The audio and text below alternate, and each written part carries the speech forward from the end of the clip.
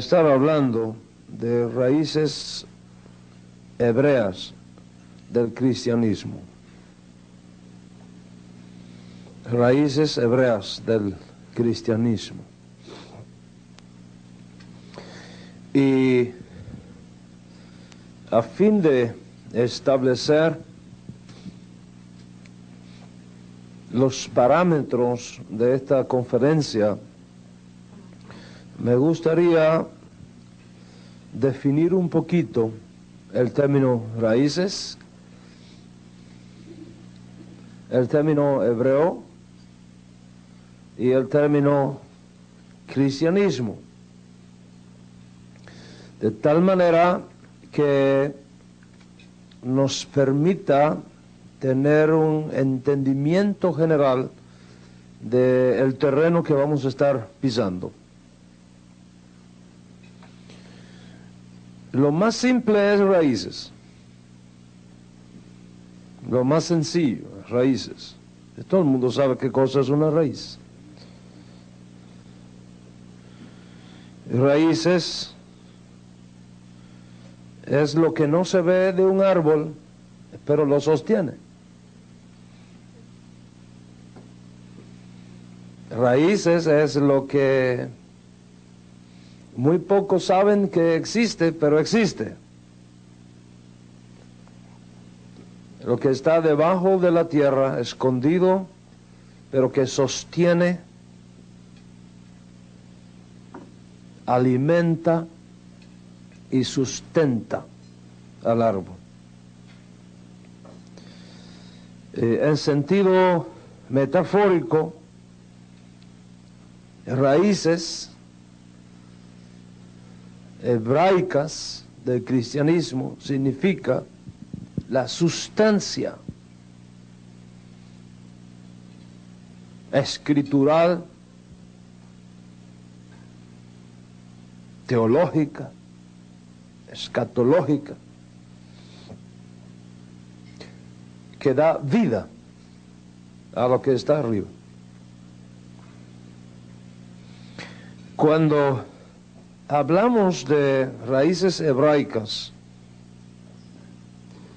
tenemos que definir qué entendemos por hebreo, por hebraico. Uno de los más grandes teólogos del siglo XX, y aunque usted no lo crea, ya hablamos del siglo XX como algo que está detrás de nosotros. Uno de los más grandes teólogos neo-ortodoxos del siglo XX, llamado Karl Barth, en su obra dogmática de la Iglesia, dogmática, dijo unas palabras muy interesantes. Él dijo: la Biblia es un libro judío y nadie que sea al menos espiritualmente un semita puede entenderla. Cuando estamos hablando de raíces hebreas, no estamos hablando del judío, aunque tiene una parte importante en todo esto. Estamos hablando de la Escritura. Estamos hablando de la Biblia como un libro divino, pero dado a los hebreos. Y Pablo escribe en su carta a los romanos, dice: ¿qué ventaja tiene pues el judío? Mucho, de todas maneras. En primer lugar, que se le ha confiado la palabra de Dios. Y si usted sigue leyendo un poquito más adelante en el capítulo 9, a partir del verso 4, Pablo, hablando de Israel, menciona de quiénes son los patriarcas, de quiénes son las promesas, de quiénes son el culto, de quiénes, etcétera, etcétera, de los cuales, según la carne, vino el Mesías. Y el propio Yeshua, que la mayoría de ustedes conocen como Jesús, el propio Yeshua dijo: la salvación viene de los judíos. Por lo tanto, cuando hablamos de raíces hebreas, queremos definir el contexto espiritual, teológico, cultural, de dónde surge esta raíz. Y cristianismo, cuando hablamos de cristianismo, es quizás la parte más difícil de definir. Aunque eventualmente vamos a tocar eso en el transcurso de la conferencia,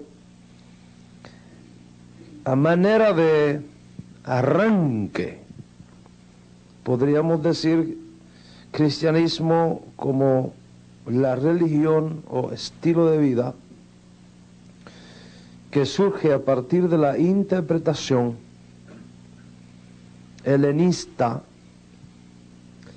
de la vida de Yeshua y de los escritos apostólicos, cuya gestación comienza a partir de fines del primer siglo y se completa en su nacimiento oficial en el año 325, específicamente en el Concilio de Nicea. Para algunos historiadores modernos, el cristianismo no es sino judaísmo transculturado. Judaísmo para los no judíos. Un teólogo norteamericano que escribió un libro que se llama Our Father Abraham, Marvin Wilson, dijo: la ausencia de judaísmo en la iglesia hoy día no es asunto de esencia, es asunto de historia.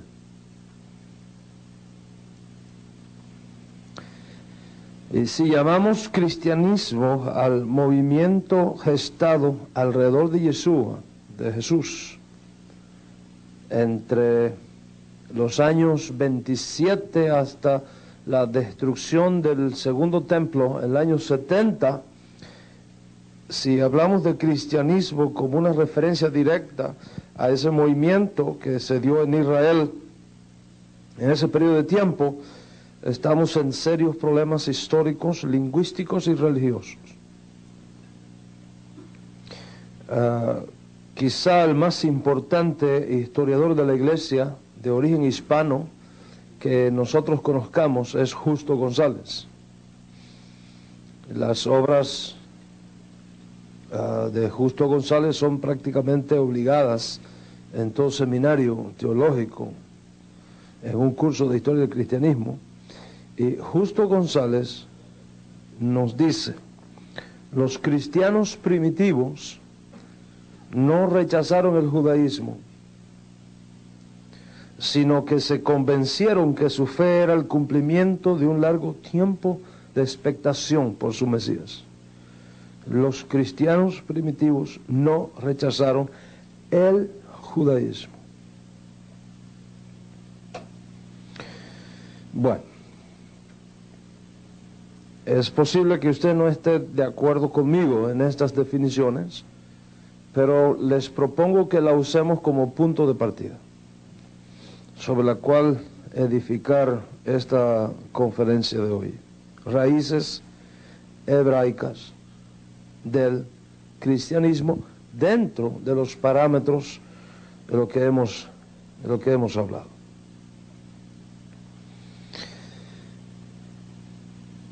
Donde quiera que yo he estado en estos últimos 4 o 5 años y me he reunido con pastores y líderes cristianos, específicamente evangélicos, y yo he descubierto que hay un denominador común entre todos. Y el denominador común es: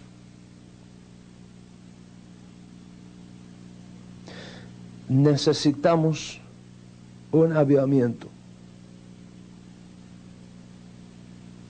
Lo anhelamos. Independientemente de cómo se defina qué es y qué no es avivamiento. anhelamos un avivamiento. Y todo el mundo habla en su propio lenguaje, algunos en el lenguaje bautista, otros en el lenguaje pentecostal, otros en el lenguaje metodista, pero si entendemos los diferentes lenguajes, todo el mundo habla de la importancia que tiene que el Señor nos envíe un avivamiento de gloria, de poder, de santidad, de autoridad. Y aunque aquí y allá se puede mencionar la existencia de manifestaciones de avivamiento, eso que está en el corazón de todos los pastores y líderes en todo el mundo, sentimos que no ha llegado. Y muchas veces uno se pregunta, ¿cuál es la razón por la que el Señor no nos envía ese avivamiento? ¿Será que estamos pidiendo algo que está fuera de contexto profético? Y simplemente Dios no puede darlo porque no es el tiempo. ¿Hay un tiempo de avivamiento o un Dios de avivamiento?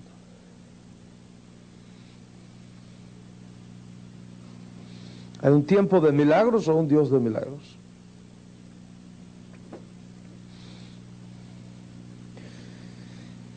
Y yo quisiera proponerles a ustedes en esta mañana que consideraran las raíces hebreas del cristianismo como una herramienta útil y oportuna que nos permita abrir muchas puertas que han estado cerradas, de tal manera que estemos en condiciones de hacer la parte nuestra que atraerá la presencia divina para hacer lo que nosotros no podemos hacer. En la Escritura, vez tras vez, cuando usted escudriña la Escritura, aprende este principio. Cuando nosotros proveemos el santuario, Él provee la gloria.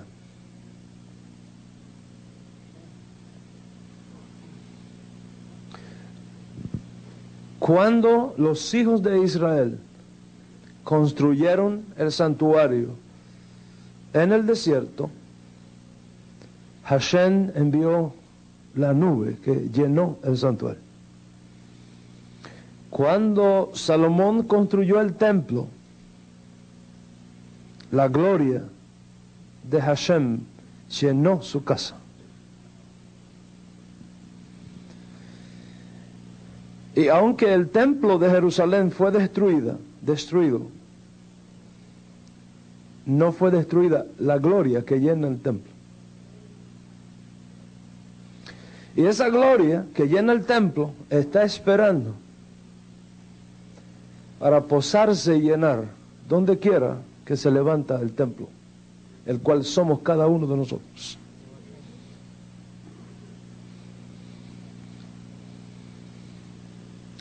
Pero estamos en medio de una generación que necesita conocer sus raíces. Vivimos en una generación donde hay que enseñarle a los niños que la leche no viene de Winn-Dixie, ni de Publix, ni de Albertsons, sino que sigue viniendo de la vaca.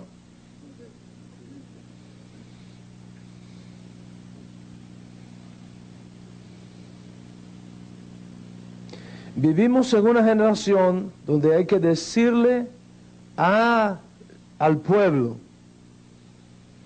que la salvación no viene de una denominación, La salvación no viene de una secta. La salvación viene de una persona que es la misma hoy y ayer y por los siglos.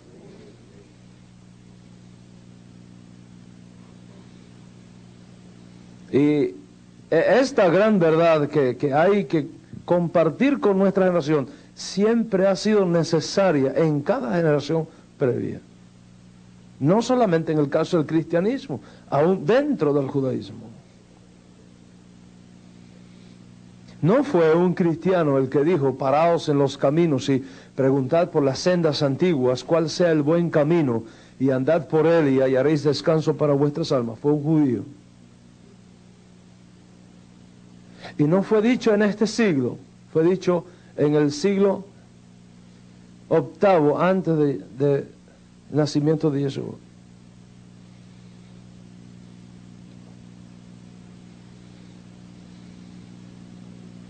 ¿Me entiende qué está hablando?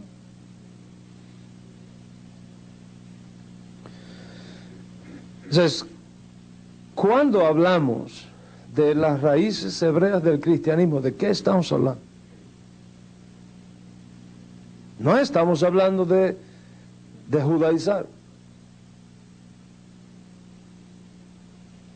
ni en el sentido neotestamentario, ni en el sentido católico.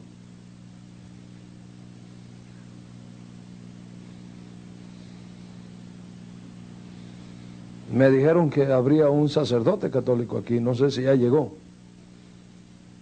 Me gustaría conocerlo. No ha llegado.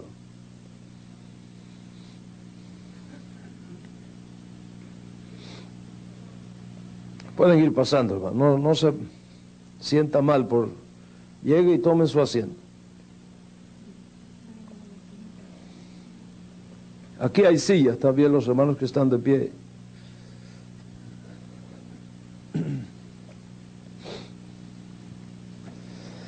¿De qué estamos hablando cuando decimos raíces hebreas del cristianismo?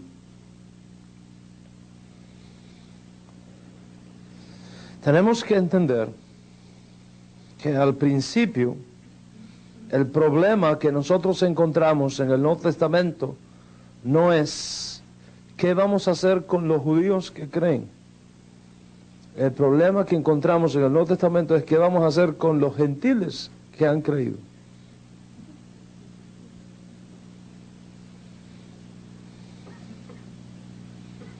No había gentiles entre los discípulos originarios de Jesús, de Yeshua. No había gentiles. Todos eran judíos. No había cristianos. Aunque hablamos de cristianos primitivos, eso es un término para indicar de alguna manera. Pero no había cristianos primitivos. Había judíos, y no primitivos, muy viejos.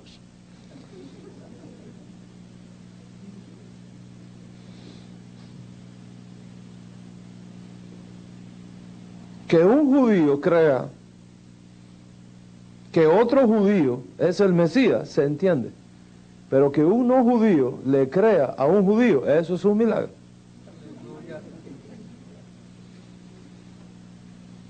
Y eso fue justamente lo que pasó.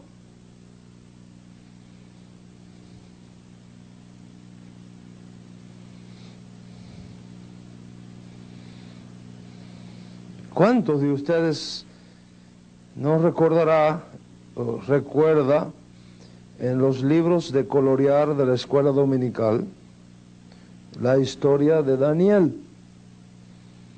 El joven Daniel en el foso de los leones, y los leones con la boca tapada. Y para esa época Daniel tenía casi 90 años de edad. Y ninguno lo pinta viejito, solo pinta un jovencito.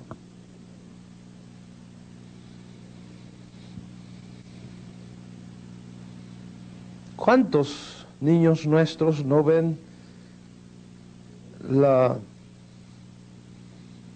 el cuadro de la última cena en una mesa de la altura de estas, con pan inflado por la levadura,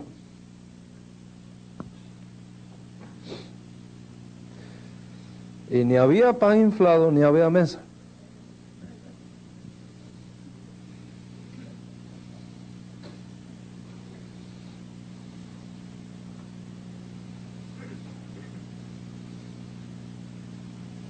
¿En cuántas escuelas dominicales se enseña por qué fue importante la circuncisión del niño Jesús a los 8 días de nacido?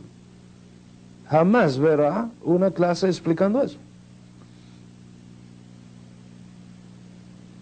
Y mucho menos por qué Joseph y Miriam, José y María, fueron al templo 40 días después para presentarlo al Señor. ¿Qué estaban haciendo allí? La mayoría piensa que lo que estaban haciendo allí es lo que hace un pastor el primer domingo de cada mes cuando presenta a los niños. Eso no es lo que estaban haciendo allí, ni la razón por la que estaban allí.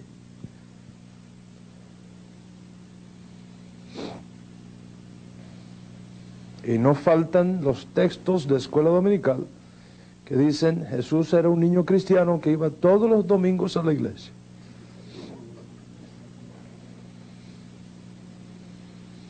Jesús ni era cristiano ni iba los domingos a ninguna iglesia.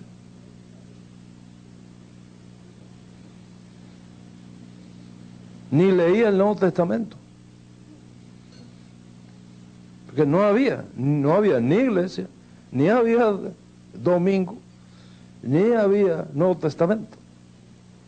O sea, cuando enseñamos todas estas cosas fuera del contexto hebraico a nuestros niños, los conceptos y las figuras que hemos dado a una generación está absolutamente divorciado de su realidad bíblica. ¿Y de dónde viene ese divorcio? Que aparenta ser simplemente barnizadas de carácter cultural, pero vamos a entrar en ciertas profundidades acá y vamos a descubrir que no son simplemente barnizadas culturales, que es mucho más serio y profundo de lo que habíamos imaginado.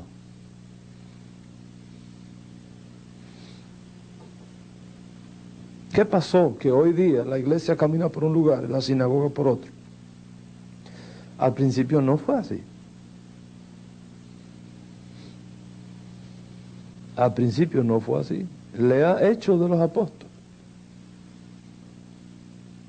para que usted vea dónde se reunían los gentiles y con quién y qué día.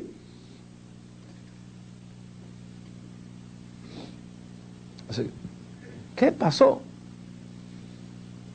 Por eso es que Marvin Wilson dice, la falta de judaísmo en la iglesia hoy no es asunto de esencialidad, es asunto de historia.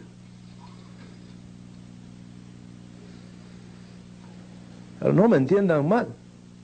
Yo no estoy aquí para invitarle que usted se haga judío. No.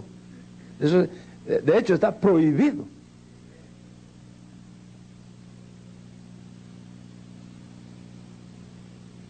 Pablo es muy claro. Cada uno en el estado que fue llamado, en él se queda.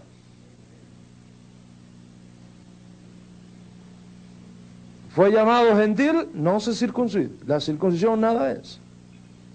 Es una nueva creación en Yeshua HaMashiach.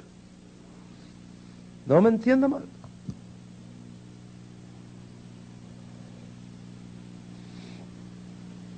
¿Qué es lo que estamos hablando? Cuando decimos raíces hebreas del cristianismo. Como una herramienta, como una llave que nos va a ser útil para proveer nosotros el santuario a fin de que Él lo llene de su gloria.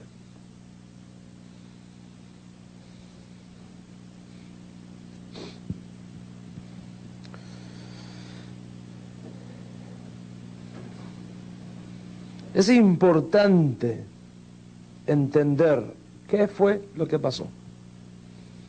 la mayoría, la inmensa mayoría de nuestros pastores, graduados de los seminarios cristianos, conocen de historia a partir de los padres de la iglesia, pero no han sido enseñados honestamente qué pasó entre el año 70 con la destrucción del templo hasta el año 115. No pasó, no se enseña qué pasó allí. Hay un lago ahí. Hay un lago, una laguna allí.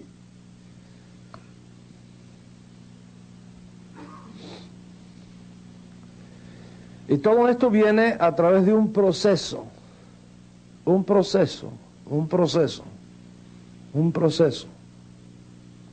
que Pablo va a llamar después, en una de sus cartas, el misterio de la iniquidad, que ya está en acción desde sus días. Ya está en acción.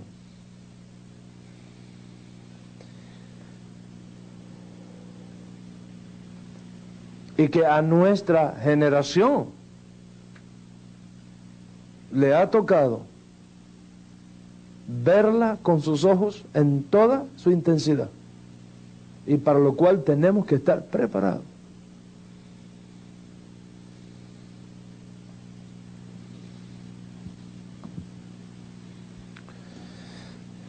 Mira la carta a los romanos.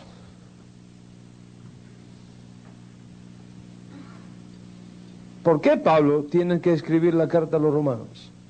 Pablo no escribía por amor al arte.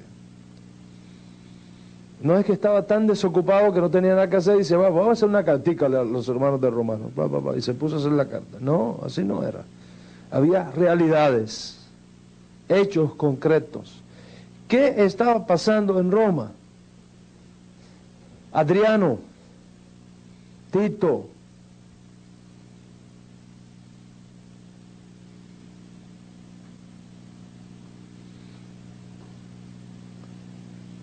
Nerón,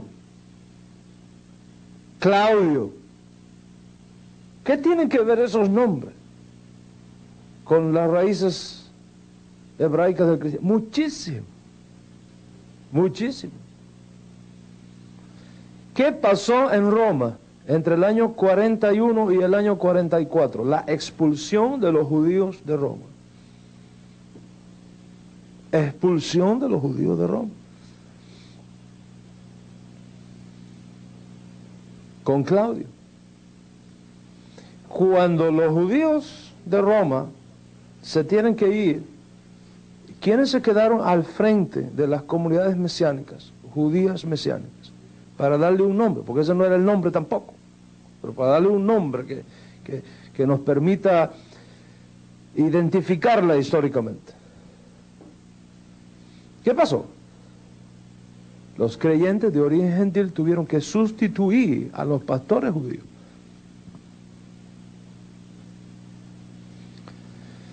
Y fue ahí en Roma, cuando este fenómeno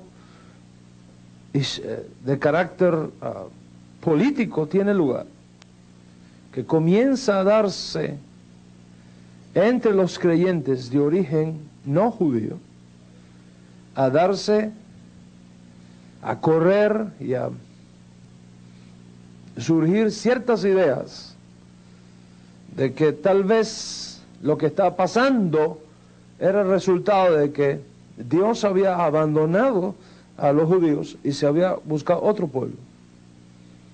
¿Por qué? Porque ya para esa época, estamos hablando del año 40 al 50, ya para esa época, mientras más y más y más gentiles iban creyendo, menos y menos judíos iban creyendo.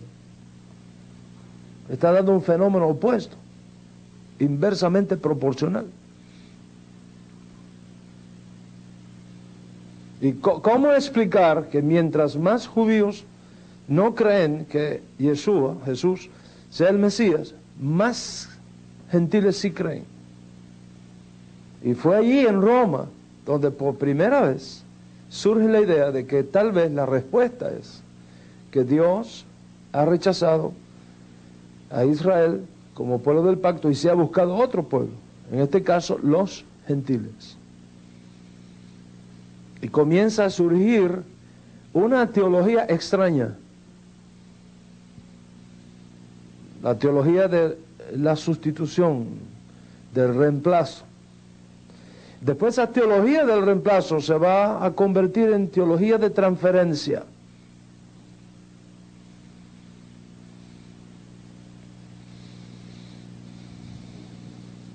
Como vamos a ver,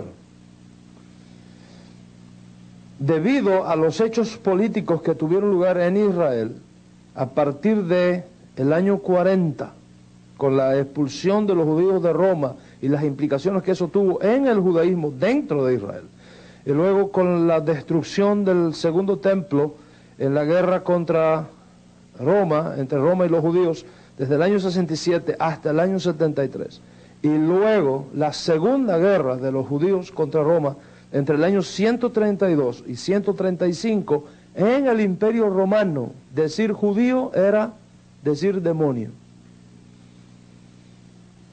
Roma no soportaba a los judíos y todavía no nos sigue soportando. No nos soporta. No nos traga por una simple razón.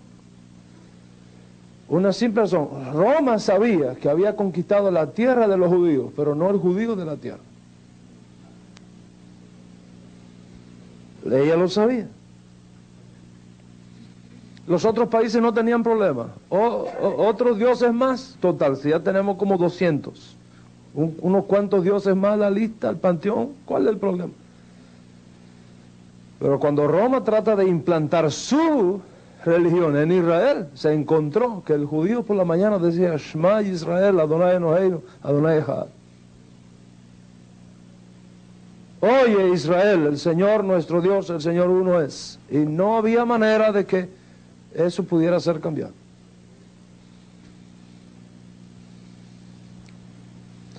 ¿Qué hizo Roma? Todo lo que oliera a judío, todo lo que tuviera sabor a judío, todo lo que tuviera relación con el judío, estaba en su lista negra.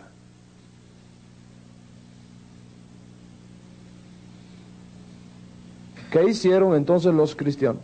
Los creyentes de origen no judío, los líderes de aquel movimiento, cuando vieron que para Roma todo lo que estuviera conectado con el judío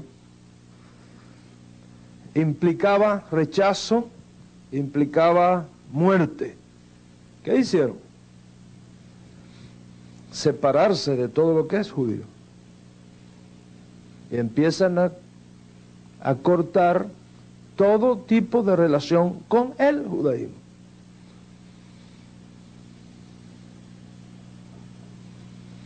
Y la teología de la sustitución se transforma en una teología de la transferencia.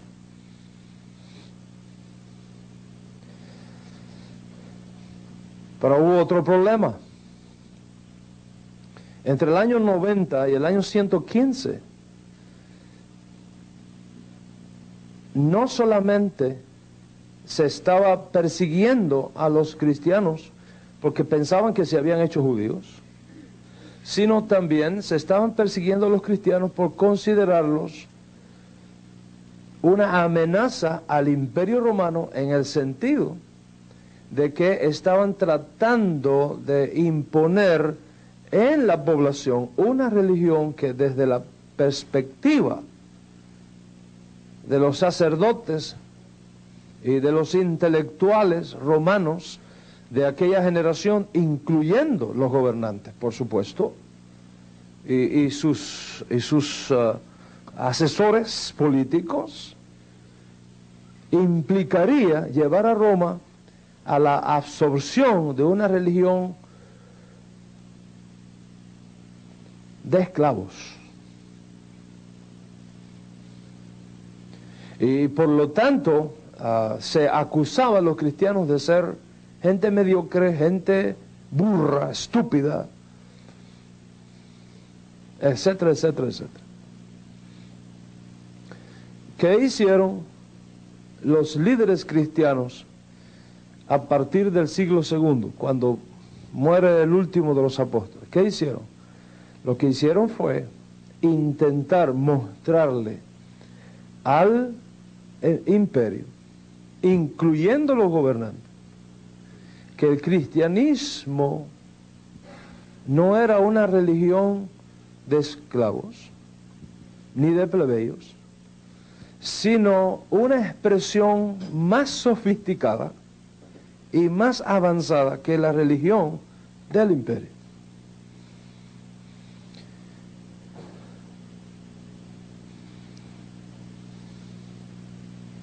Yo quiero que usted recuerde que los llamados padres de la iglesia, ninguno era judío.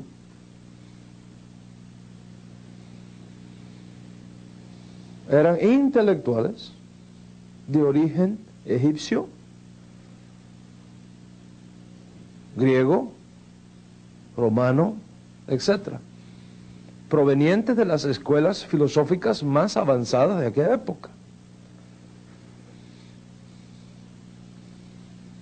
Y ellos toman entonces, para evitar esta acusación de que el cristianismo es una religión inferior a la religión del imperio, que era el paganismo, ellos comienzan a usar el lenguaje de la filosofía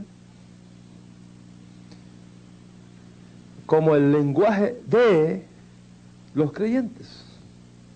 Y de esta manera se introduce en un proceso que va a tomar varios siglos, se introduce el pensamiento helenista dentro de los cristianos, dentro del cristianismo que se va formando.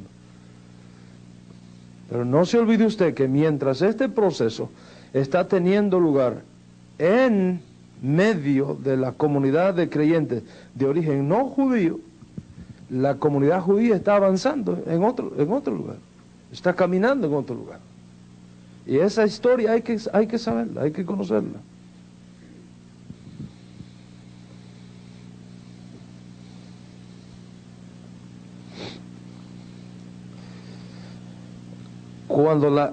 Cuando se introduce la filosofía griega en el pensamiento cristiano, eso fue un día triste para lo que hoy se llama la iglesia cristiana. El dualismo platónico, el neoplatonismo, con todas sus variantes, etcétera, etcétera. Todo eso se introduce dentro de la fe de los creyentes. Por eso es que usted ve que el estilo de vida de poder que usted encuentra en Hechos de los Apóstoles se desaparece a partir del segundo siglo. Porque Dios promete respaldar su palabra, no la de los filósofos.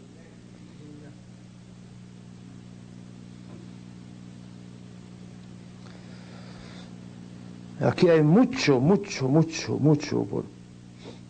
por aprender.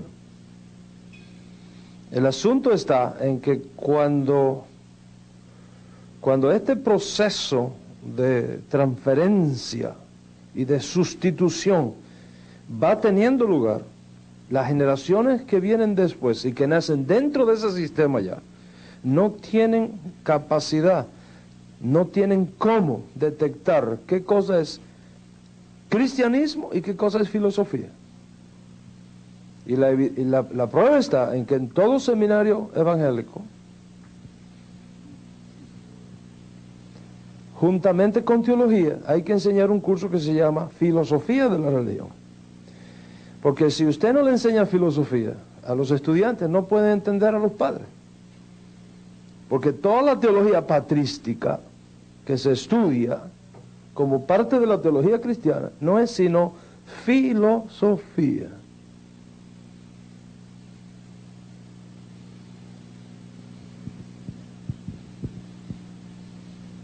Filosofía griega, lenguaje griego, filosófico, para explicar un libro que es judío.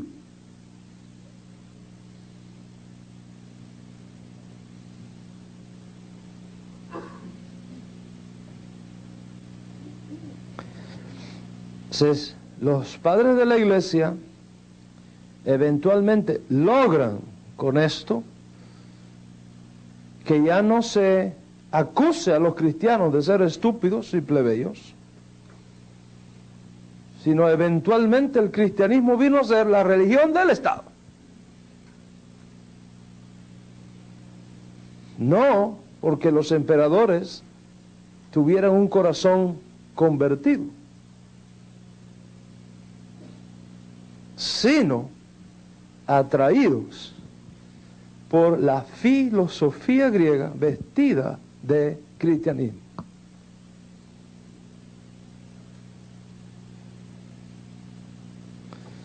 Y en vez de predicar el Evangelio, que es poder de Dios para cambiar las vidas, para cambiar el corazón, los padres de la iglesia optan por la contextualización, tanto teológica como cultural. Y el resultado de eso es que el paganismo se introduce juntamente con el helenismo dentro de la fila de la ahora llamado cristianismo,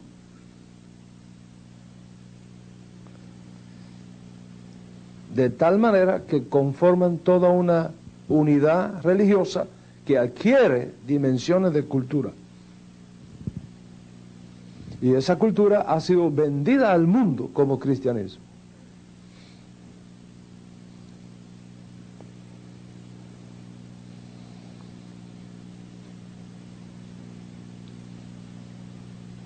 A fin de separar a los creyentes de sus raíces hebreas y evitarse problemas con el sistema. La iglesia comienza a prohibir a los cristianos no solamente relacionarse con judíos, sino practicar nada que tuviera conexión con el judaísmo.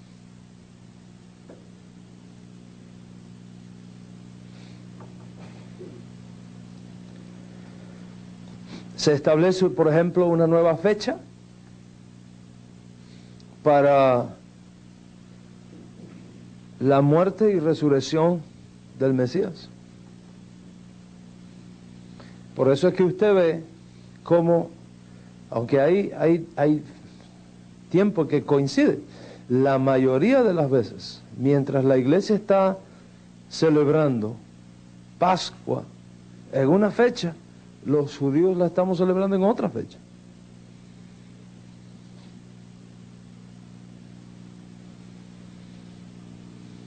¿Y por qué la iglesia celebra Pascua en una fecha y los judíos en otra fecha? Porque alguien la cambió para los cristianos. ¿Y por qué la cambió? En el lenguaje del Concilio de Nicea, para que los cristianos no tengan nada que ver con esa chusma de judíos. Así fue, con ese lenguaje. Y se va separando a los cristianos cada vez más de sus raíces hebreas y de sus hermanos judíos.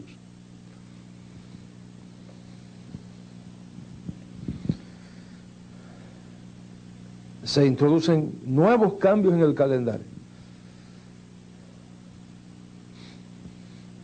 Yo no quiero pisar callos acá, pero la verdad es que la historia está ahí.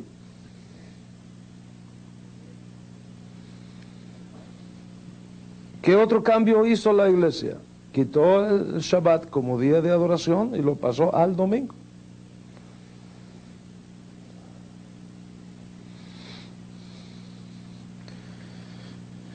Y los otros días ¿dónde estaba los otros días? Los otros días estaba ¿en dónde estaba? Dios mío. No sé dónde estaba. El caso es que me recogió un taxi y tenía un Sagrado Corazón de Jesús así arribita, como ustedes saben que acostumbran mucho los católicos. Y yo le pregunto al taxista, ¿y quién es ese señor que está ahí? Dice, ese es Jesús. Tenía el rosario allí de los 33 rezos.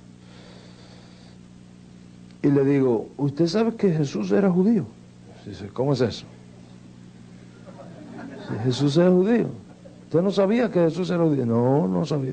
¿Y usted no sabe que la mamá de Jesús no se llama María, se llama Miriam? Y que no era católica, que era judía. Dice, no me diga, usted me está mintiendo. Dice, no, Jesús era judío y su mamá también. ¿Y usted sabe qué? Él no oraba con eso que usted tiene ahí, él oraba con otra cosa. Y ahí empezamos a hablar. En el siglo XXI, un católico no sabía todavía que Jesús era judío.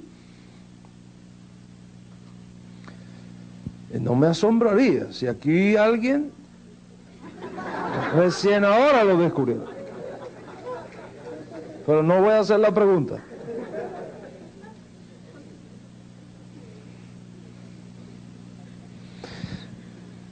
Les voy a leer del manual bautista. ¿Cuántos bautistas hay aquí?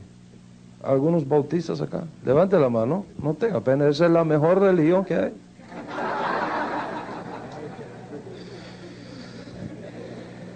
Bueno, le voy a leer del manual bautista escrito por el doctor Edward Hiscox. Hubo un mandamiento para mantener santo el día de Shabbat, pero el día de Shabbat no es domingo. Se puede decir con algún lenguaje de triunfo que el Shabbat fue transferido del séptimo día al primer día de la semana. ¿Dónde encontramos registro de tal transacción? Por supuesto, no en el Nuevo Testamento.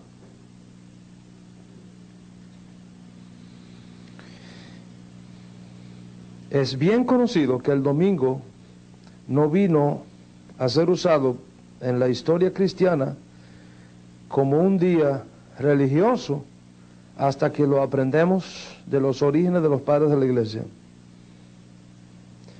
Pero esa piedad viene envuelta en una marca de paganismo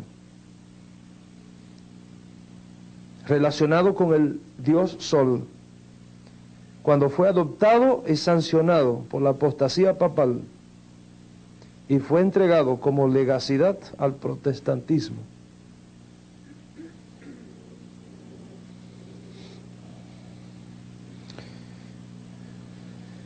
Bueno, pero a lo mejor aquí hay algún católico, no sé si ya habrá llegado.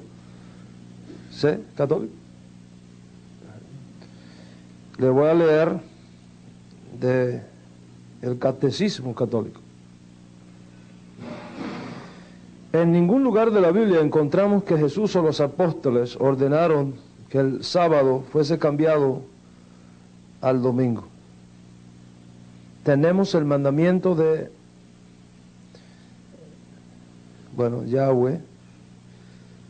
Yahvé, como está aquí en esta cita, dada a Moisés de mantener el día de Shabbat santo, es decir, el séptimo día de la semana, sábado.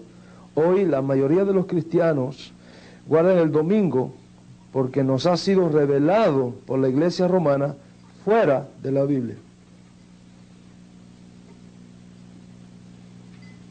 Pregunta.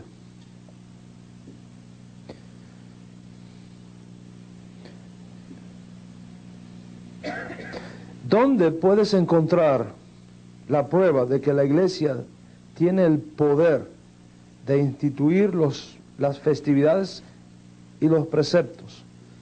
La respuesta es que ella no tendría tal poder a menos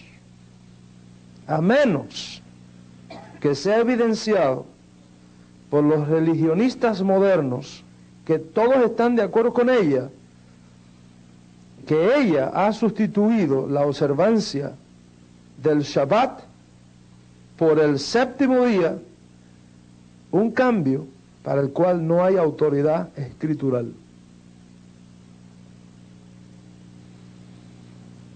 A lo mejor usted es episcopal. Le voy a leer de los episcopales. Nosotros hemos hecho el cambio del séptimo día al primer día, de Shabbat a domingo, por la autoridad de la única y santa Iglesia Católica. A lo mejor usted es luterano. Le voy a leer de los luteranos.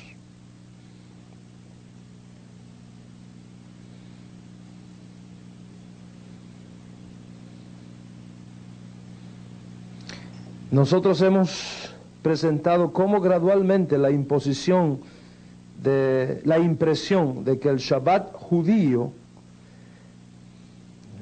¿cómo se dice fade? Se ha opacado, ¿verdad?, de la mente de la iglesia cristiana, y cuán completamente tal pensamiento y observación del primer día ha hecho posesión de la iglesia. Nosotros hemos visto que los cristianos de los primeros 3 siglos nunca confundieron el uno con el otro. La Iglesia Católica se refiere al día de Shabbat como habiendo sido cambiado al día del Señor, contrario al decálogo. No hay ningún ejemplo concerniente a esto en las Escrituras. Esto es de Melanchthon. No sé pronunciar alemán. Melanchthon. Hay un sonido ahí raro ahí. Melanchthon, no sé. ¿Ok? ¿Cuántos evangelistas hay aquí? Sé que uno de los más grandes evangelistas aquí en los Estados Unidos en el siglo XIX fue Moody. Vino a ser el padre del hoy día seminario Moody de Chicago. Le voy a leer algo de Moody, Wade Moody. El Shabbat fue ordenanza en el Edén y ha estado en fuerza, en vigor desde entonces. Este cuarto mandamiento comienza con la palabra recuerda o acuérdate, presentando o demostrando que el Shabbat ya existía cuando se escribieron las tablas del monte Sinaí. ¿Cómo puede el hombre reclamar que uno de los mandamientos ha sido quitado cuando ellos admiten que los otros 9 todavía están en operación? Bueno, y ahí hay más citas, tras citas. Se cambió.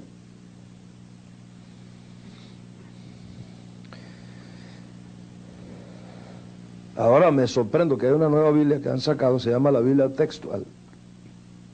No sé cuántos ustedes la tienen. La Biblia textual. En la Biblia textual se ha traducido Apocalipsis 1.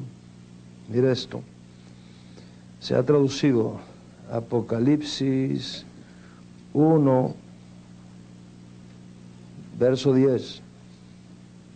Se ha traducido, yo estaba en el Espíritu en el día del Señor, y se ha traducido en la Biblia textual, yo estaba en el Espíritu en el día dominical. No sé si de pronto alguno la tiene aquí, mírelo ahí un momento, que vea. Día dominical. O sea, cuando un niño nuestro viene y lee ahí día dominical, y él ve que tiene una invitación de la clase dominical, dice, we are right. The Jews are wrong. We are right. No me entienda mal. No estoy diciéndole que ahora usted tiene que ir para su iglesia y decirle, hermano, estamos equivocados, tenemos que volver a... Ya no hay más culto aquí el domingo, todos los cultos ahora son sábados. No es eso. No estoy diciendo eso. Y usted puede con toda libertad seguir con sus cultos el domingo en la mañana. Ese no es el punto. Y espero que usted no me va a entender mal. El punto es que aquí estamos entre líderes. Hombres que tienen la responsabilidad de trazar la escritura al pueblo. Y mientras usted y su congregación tienen libertad para decidir qué día reunirse para adorar al Señor, si el lunes, el martes, el miércoles, el jueves, el día que sea. Y eso hay que respetarlo. Y nadie tiene que levantar una mano contra usted por eso. Al mismo tiempo, esa libertad no le da a usted ningún derecho para decir que Dios ha cambiado sus días de fiesta.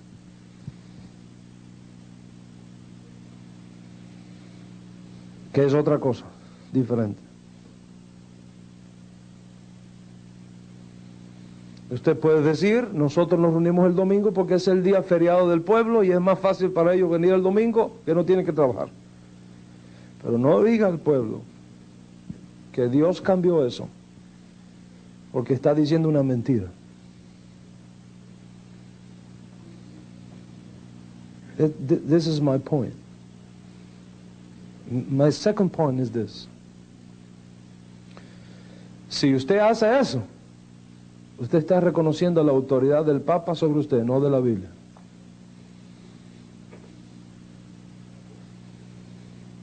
Y yo creo que ya ha llegado un tiempo para que ese señor de Roma no siga dominando el púlpito evangélico. Llegó un tiempo donde hay que cortar el cordón umbilical con Roma.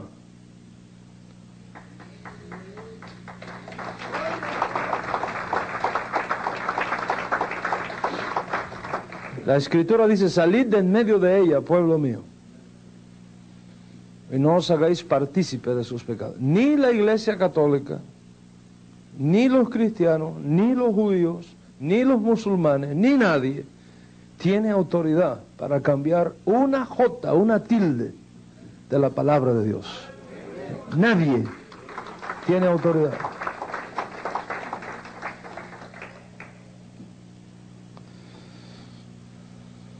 Entonces, se cambia la fecha de la Pascua y se saca a los cristianos de su conexión con los judíos.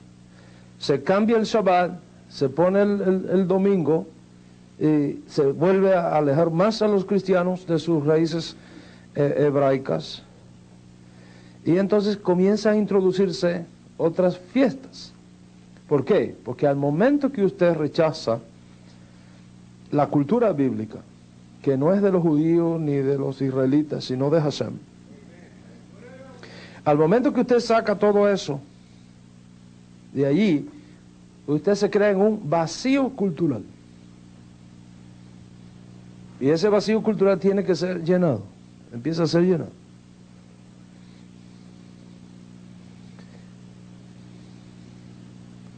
¿Por qué la iglesia se ha visto en la necesidad de tener un día de la Biblia? Piensa, ¿está mal tener un día de la Biblia? Absolutamente no. Eso es magnífico. ¿Por qué la iglesia tiene un día de la Biblia y los judíos no? Primero, ¿quién le dijo a usted que los judíos no? Shavuot. Pentecostés es el día de la Biblia. El día cuando Hashem entregó la Torah a Moisés en Sinaí. Es el día de la Biblia. ¿Por qué los cristianos tienen que poner la fecha del día de la Biblia en otro, la fiesta del día de la Biblia en otro momento? Porque fueron sacados de sus raíces hebreas. Y creo que hay aquí algunos hermanos pentecostales. Hay pentecostales aquí. No sé, esa es la mejor religión que hay.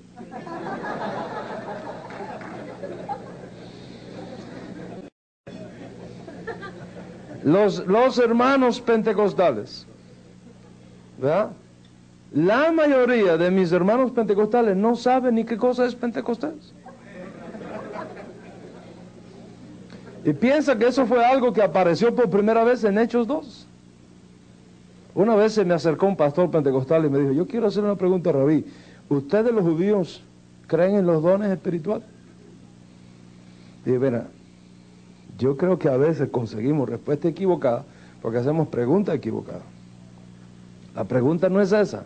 La pregunta que tú quieres hacer, que tú tienes que hacer es esta. ¿Creen los cristianos en los dones espirituales que los judíos siempre han tenido?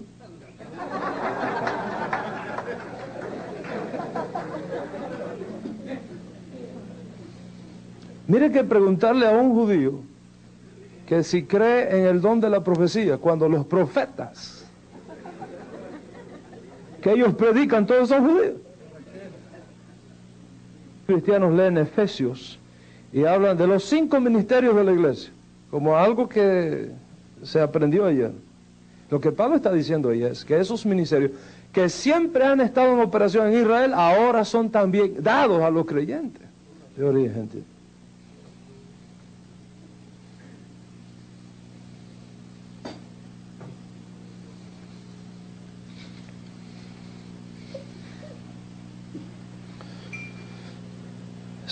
Se cambia el calendario para separar a los cristianos de su herencia, de su riqueza, de su savia natural. Comienzan a introducirse nuevas fiestas. Se cambian los días de la semana y se adopta el sistema gregoriano.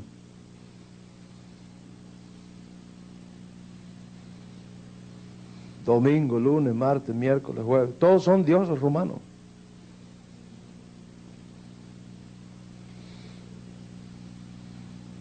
En la escritura hebraica, eso no es así. Primer día de la semana, segundo día de la semana, tercer día de la semana, cuarto día de la semana, quinto día de la semana, sexto día de la semana, Shabbat. Primer día de la semana, segundo día de la semana, tercer día, Shabbat. Primer día de la semana, vino Roma y metió todos los dioses de ellos ahí. Viene un hermano a su iglesia y dice, el primer día de la semana, ¿qué es eso? Es domingo. Y no sabe que al decir domingo está mencionando un demonio.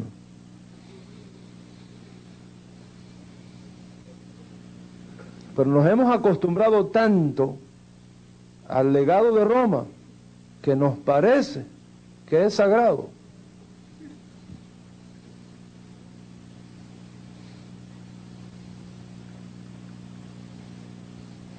Y empiezan a surgir las festividades en formas culturales. El día de San Valentín, San Valentín Day. Todos los cristianos, la mayoría de los cristianos se envían cartitas y el día de los enamorados. Fiesta grande en la iglesia, el día de los enamorados.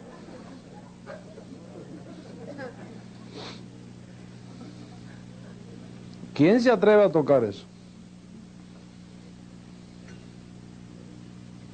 ¿Cuál es la diferencia entre eso y grandes Diana de los Efesios?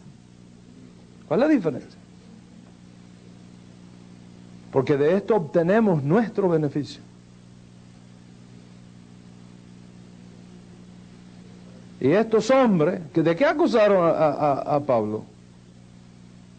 Los gentiles, ¿de qué acusaron a Pablo? Le hace hecho a los apóstoles. Usted ve de qué acusaron. Los gentiles, no los judíos, los gentiles. Porque los judíos también lo acusaron. Pero en este caso, los gentiles. ¿De qué acusaron a Pablo? Estos señores, siendo judíos, están imponiendo costumbres distintas a nosotros que somos romanos. ¿Cuál es la costumbre distinta? Y ahí es donde viene el gran problema. El monoteísmo versus politeísmo. La santidad versus paganismo. Y cuando en defensa de los llamados valores culturales de un grupo étnico determinado rechazamos la fe hebrea, ignoramos que en muchos casos la cultura de esas etnias son paganas en su esencialidad. Y cuando el mensaje de la Escritura toca esos elementos culturales que tienen origen pagano, ahí es donde vienen los grandes desafíos, los grandes debates. Y no me entienda mal, en toda cultura hay cosas lindas que no tenemos por qué dejar. Los mexicanos son únicos haciendo tortillas. No, eso es...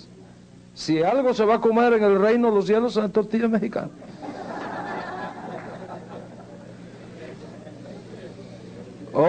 ¿Qué me dice usted? ¿Qué me dice usted de la pupusa salvadoreña? ¿Verdad? O del frijol frito guatemalteco. ¿Verdad? Y de la arepa venezolana ni hablar. En las calles de Jerusalén se va a vender eso. No es eso que estamos hablando. Hay cosas preciosas en cada cultura, preciosísimas. Lo que no afecta a la escritura es el resultado de la imagen de Dios que llevamos todos los hombres. Pero hay elementos culturales que son de origen pagano. Y cuando esos elementos de origen cultural son confrontados por la escritura hebrea, hay que hacer una decisión. La mayoría de ustedes, si no me equivoco, la inmensa mayoría de ustedes procede de familias católicas.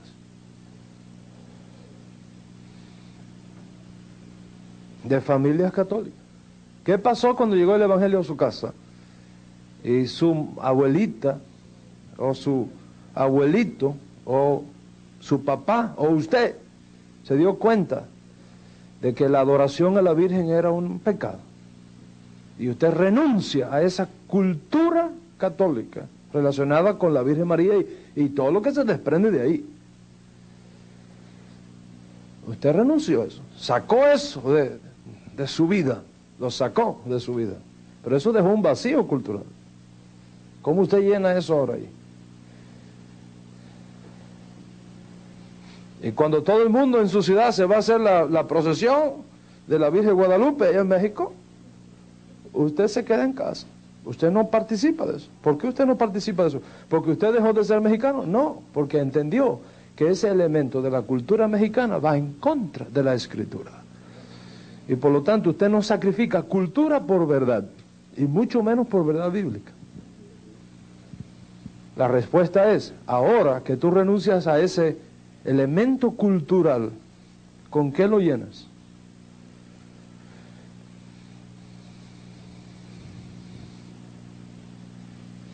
¿Qué hizo la iglesia? Empieza a introducir estos elementos culturales de origen pagano. Y de ahí viene San Valentín, el Día de los Enamorados. ¿Qué hizo la iglesia con Valentín? Que fue un mártir cristiano. Lo canonizó. Como sigue haciendo ahora el señor de allá. Que sigue canonizando. Claro, eso conviene, porque déjeme decirle, cada santo canonizado son $20,000 al año que tiene que pagar ese país al Vaticano. Por el santo eso. ¿Qué le parece? Money.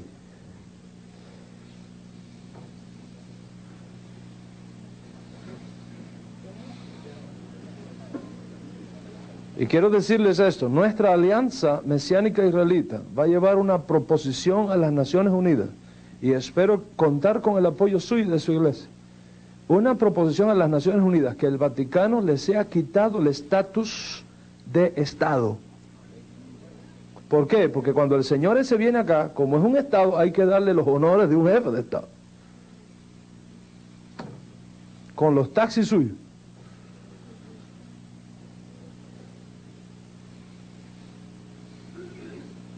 ¿Me entiende dónde estamos? San Valentín. Entonces, ¿qué hace la iglesia? Canoniza. Ahora, déjame explicarle un poquito qué es esto de la canonización, para recordar un poco posiblemente la primera clase que diste en el seminario. Canonización es un derecho que la Iglesia Católica afirma que tiene el Papa de declarar santo a un mártir, pero no santo en el sentido bíblico. No santo en el sentido de apartado para el uso exclusivo del Señor. En ese sentido todos somos santos. Israel es un pueblo santo, ¿verdad? Dice, ¿qué dijo el Señor a nuestro pueblo Israel? Allá en Éxodo capítulo 19, ¿qué dijo? Vosotros me seréis un reino de sacerdotes y gente santa. No está hablando de ese tipo de santidad, está hablando de otra santidad. Cuando el obispo de Roma, que es al mismo tiempo el jefe de la Iglesia Católica, que se considera el vicario de Cristo en la tierra,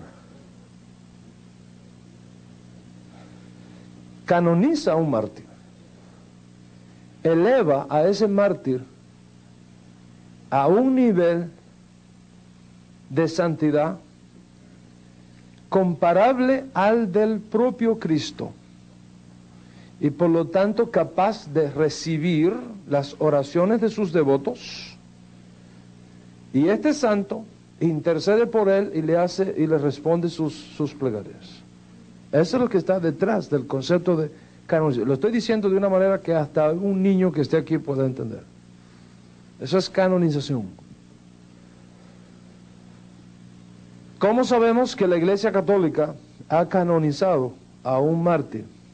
Cuando le antepone San al nombre del mártir. Cada vez que usted ve San Agustín, ya usted sabe que fue canonizado. San Agustín, San Valentín, San Pablo, San Judas, San Mateo, San Lucas, San Juan, etcétera, etcétera, etcétera. Mi querido pastor, cuando usted el domingo de la mañana abre su Biblia y le dice a sus hermanos, abramos la escritura en San Juan capítulo 3, ¿sabe lo que usted está diciendo?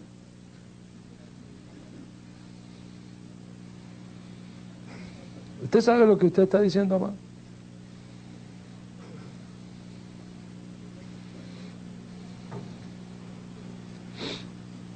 Sin saberlo, en su ignorancia. Usted está diciendo que usted acepta que el Papa tiene autoridad para canonizar. Y usted está diciendo que ese apóstol Juan es un mediador entre Dios y los hombres. Cuando usted sabe que eso es imposible, porque la Escritura dice, hay un solo Dios y un solo mediador entre Dios y los hombres, Jesucristo. Pero aún usted sabiendo que la Escritura dice que hay un solo Dios y un solo mediador entre Dios y los hombres, Jesucristo hombre, usted sigue diciendo en su iglesia, abramos la Escritura en San Juan, en San Lucas o en San Pablo, la carta de San Pablo a los romanos. ¿Por qué?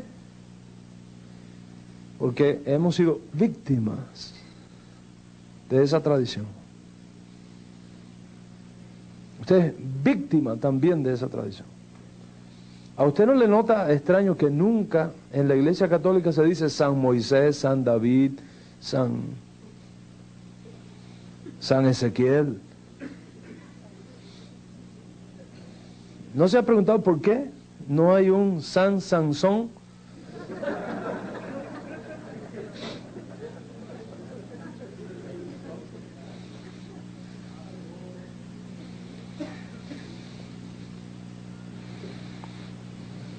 Y entonces, ¿qué hizo la iglesia?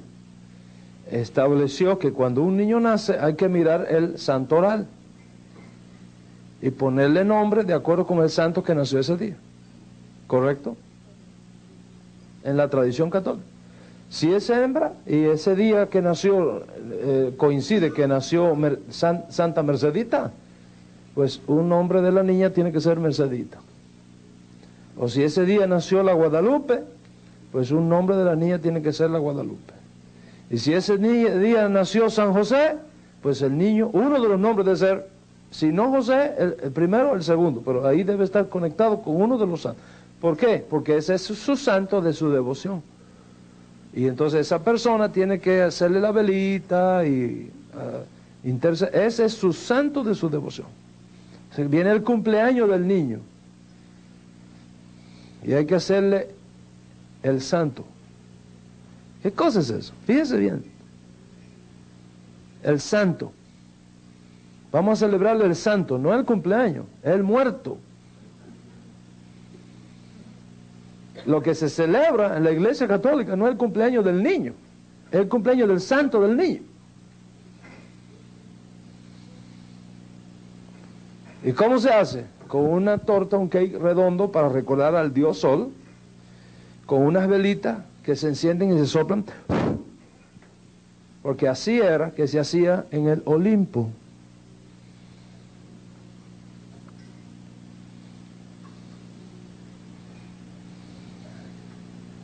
Se supone que cuando haga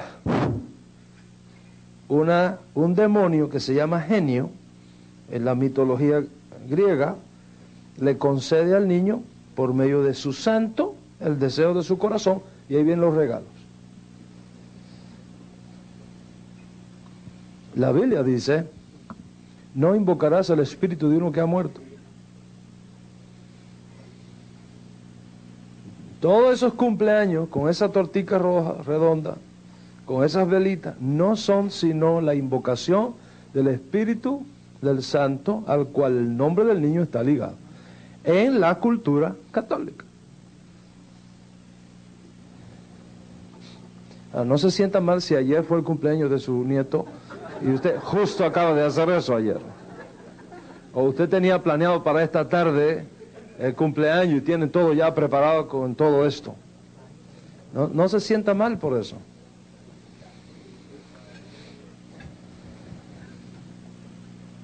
¿Qué significa? Rabí, ¿qué es lo que usted está diciendo? ¿Que ahora no podemos celebrar el cumpleaños? No estoy diciendo eso. Cada vez que se cumple años es una oportunidad para bendecir a Hashem por la vida de esa persona, y no hay ninguna razón para evitar que eso sea.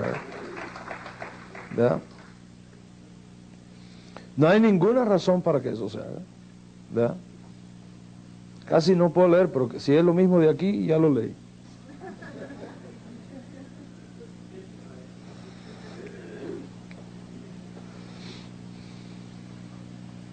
Cada cumpleaños es una buena razón para bendecir.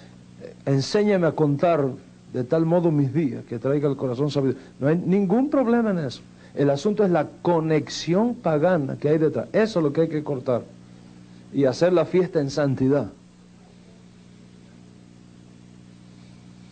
Si usted quiere que le dé una recomendación, en vez de un cake redondo, hágalo cuadrado. Y en vez de apagar vela, enciéndala. Al revés. ¿Por qué? Porque la Biblia dice, lámpara de Hashem es el espíritu del hombre. Entonces, en vez de decir, este niño ya se murió, enciéndale la vela. Dice, ahora es que vive. E ir sacando a Roma, ir cortando con Roma por todos lados.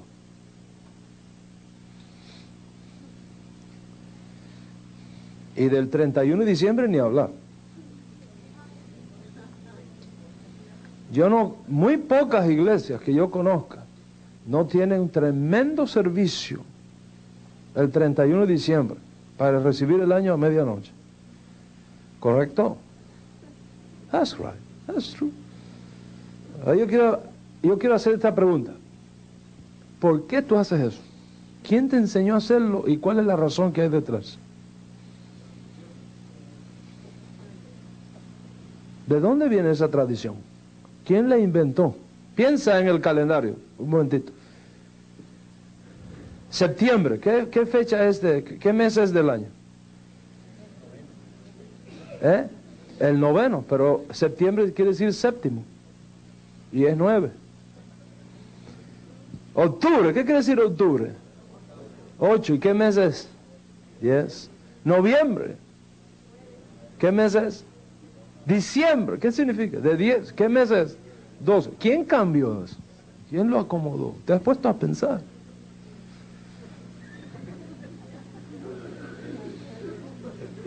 El 31 de diciembre, recibir el 1 de enero.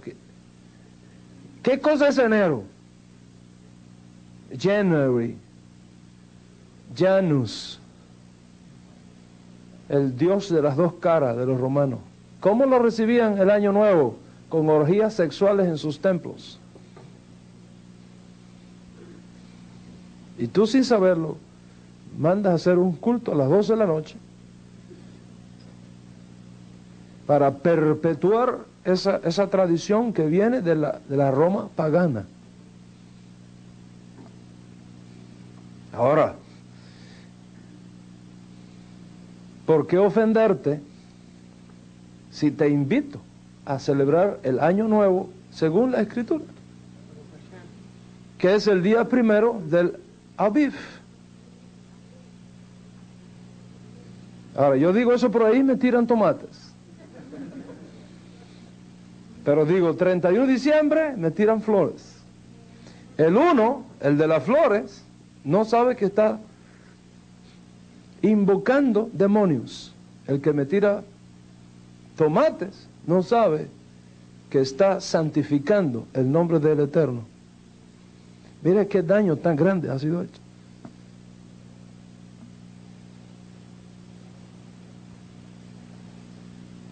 ¿Por qué? Porque se sacó a los cristianos de sus raíces. Se les sacó de sus raíces. Se les movió de sus raíces hebreas. Y se enseñó a los cristianos que todo el que santificara algo que los judíos santificaran, eso era judaizar.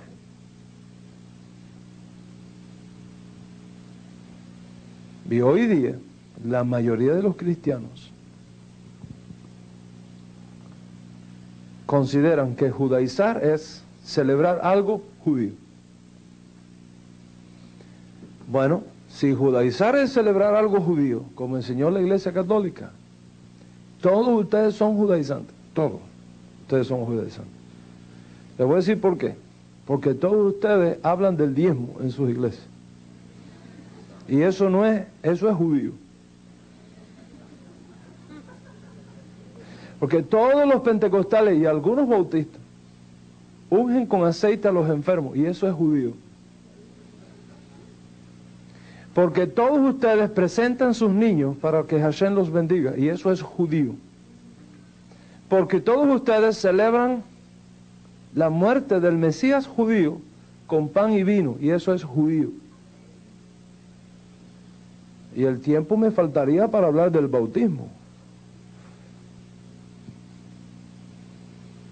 Todo lo cual es judío.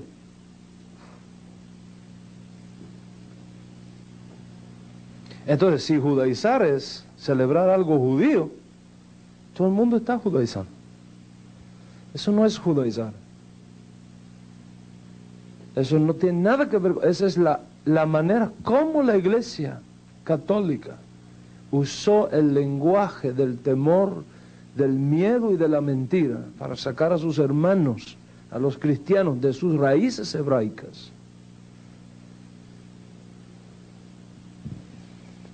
¿Cuál es la importancia que esto tiene? La importancia que esto tiene es cuando llega el punto de lo más sagrado de todos, de todo lo que hemos visto, que es la Escritura. Y eso es justamente lo que les voy a mostrar cuando regresemos del receso. Las personas hoy día piensan que la esencia del cristianismo descansa en las enseñanzas de Jesús, pero eso no es cierto. El cristianismo no descansa en las enseñanzas de Jesús, sino en la persona de Jesús.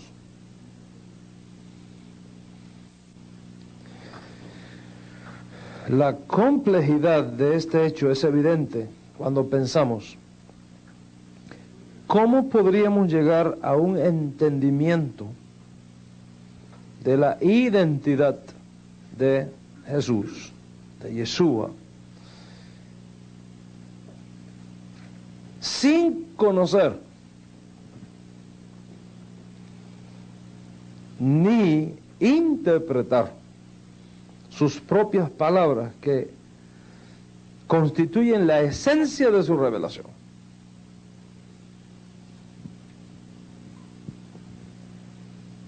Yeshua, mis amigos, no vivió en una cápsula extraterrestre.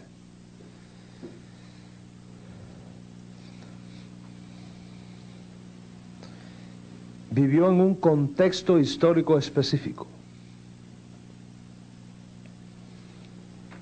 Y conocer ese contexto histórico específico es clave para entender bien sus palabras, que no tendrían sentido si las sacamos de ese contexto.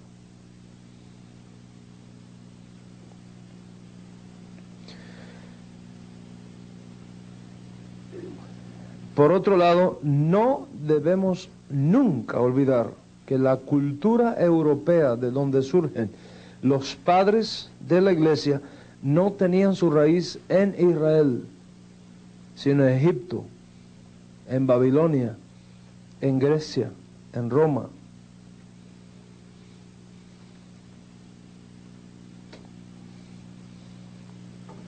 Interpretar la Biblia con una mentalidad surgida de los valores y perspectivas de Dios venidas de Egipto, de Babilonia, de Grecia y de Roma, constituyó y constituye hoy día un serio peligro a la hermenéutica.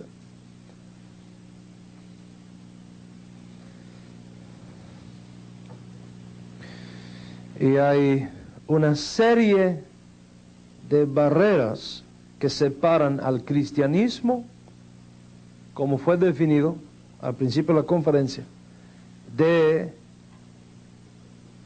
sus raíces hebraicas. Es importante entender que esas barreras existen y que nos separan de esas raíces. ¿Cuáles son esas barreras? Primero, la barrera de la geografía. No lo podemos descuidar. Israel es una nación perteneciente a la cuenca del Mediterráneo.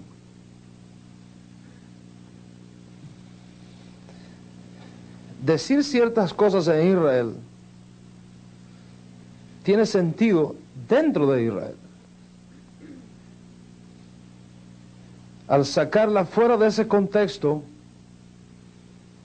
si no se explica apropiadamente, puede perder el sentido.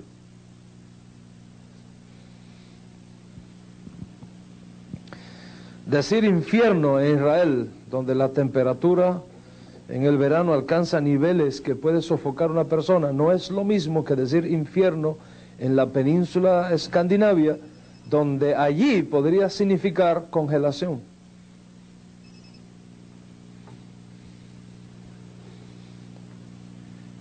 Cuando nuestro Señor dijo, rogad que vuestra salida, vuestra huida, no sea ni en invierno ni en día de Shabbat, no solamente estamos en presencia de una realidad religiosa, Shabbat, sino también geográfica, invierno en Israel, no en el Caribe.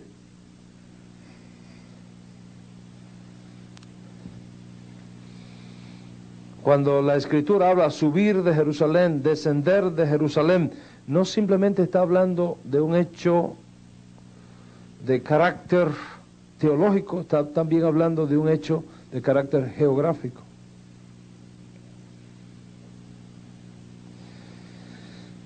Por eso es que todo el que va a Israel, cuando regresa, una semana en Israel equivale a 2 años de estudio de geografía bíblica en cualquier seminario. Una semana en Israel. Una semana en Israel.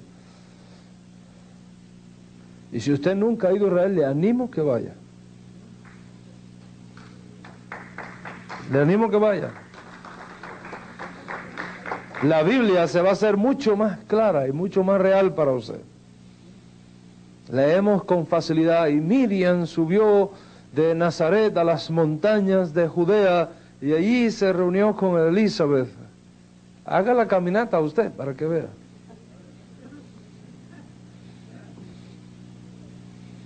Pareciera que fue de una casa a la otra, ¿no? Fueron días de camino. La barrera del lenguaje.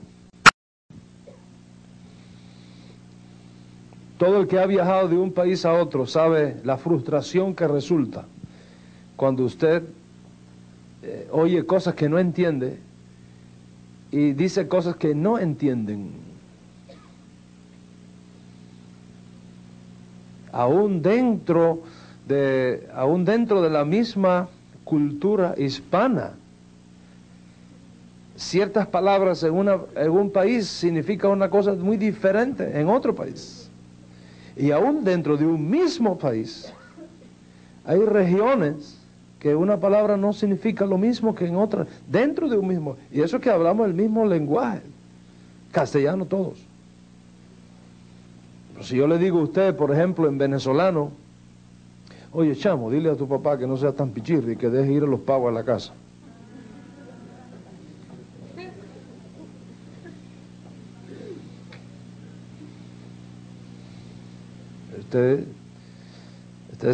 Eso le pasa por encima.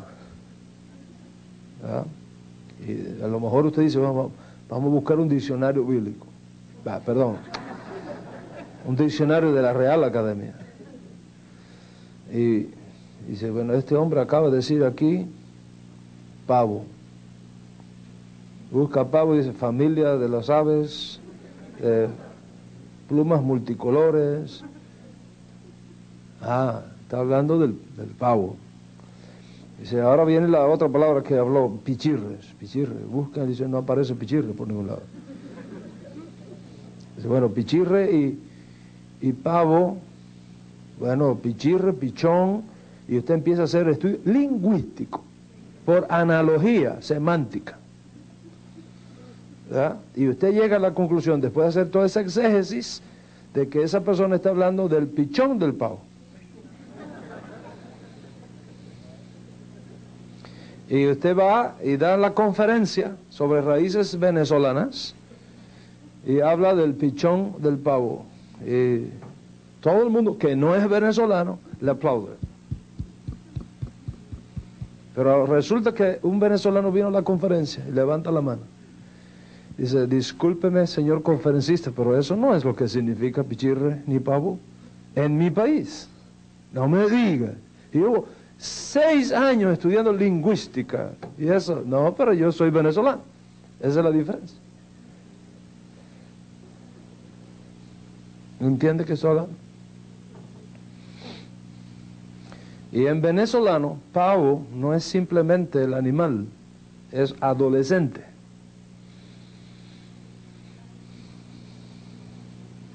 Es un adolescente. Pichirre es una persona avara. ¿Cómo se dice? Tacaña. Codo. Esa frase lo que quiere decir es, dile a tu papá que te dé, mira, money, plata, porque hay una fiesta en la casa de los muchachos. Eso es lo que está diciendo. Pero como usted no conoce la cultura de donde procede ese lenguaje, la interpreta fuera de contexto. Y aunque lo que tú estás diciendo es correcto, no lo es con respecto del contexto.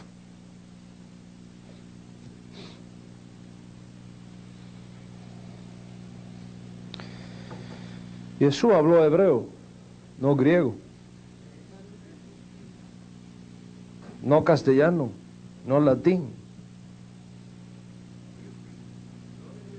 Y aún cuando Jesús habló hebreo, y la escritura dice que habló hebreo, y cuando se le presentó a Pablo en el camino de Damasco, dice que le habló en lengua hebrea, los teólogos siguen diciendo que no es hebreo.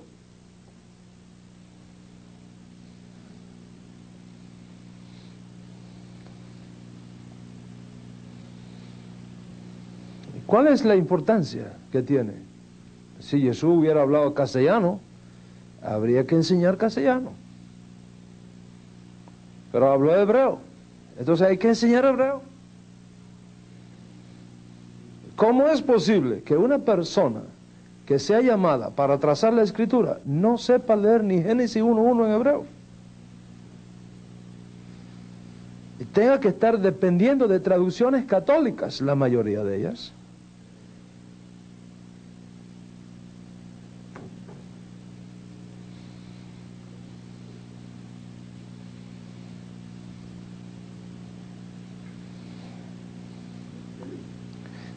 ¿Cuál es la importancia? Que el hebreo está lleno de figuras, de expresiones que tienen sentido solamente dentro de la cultura hebrea.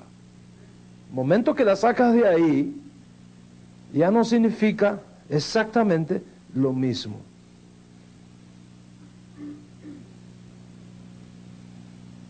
Si tú dices aquí en Estados Unidos, I am mad about my flat, todo el mundo te entiende lo que quiere decir. Estás bravísimo porque se te explotó la llanta de un carro, el neumático, ¿cómo se llama? El caucho, la llanta, la goma.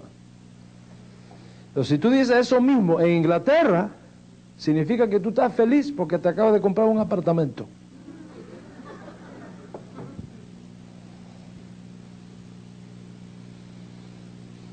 ¿Me entiende? O sea, a la hora de estudiar los dichos de Yeshua, ignorando el trasfondo hebraico, es un grave daño a la interpretación bíblica. No estamos hablando de... Hay 5.000 manuscritos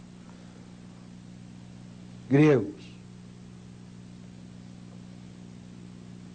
La pregunta es, ¿cuál de esos 5.000 manuscritos es el infalible? Cuando hay 5.000.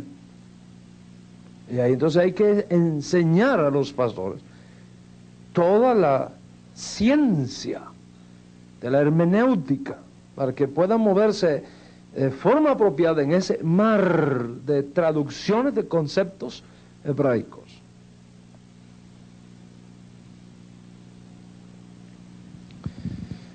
El tiempo es otra barrera.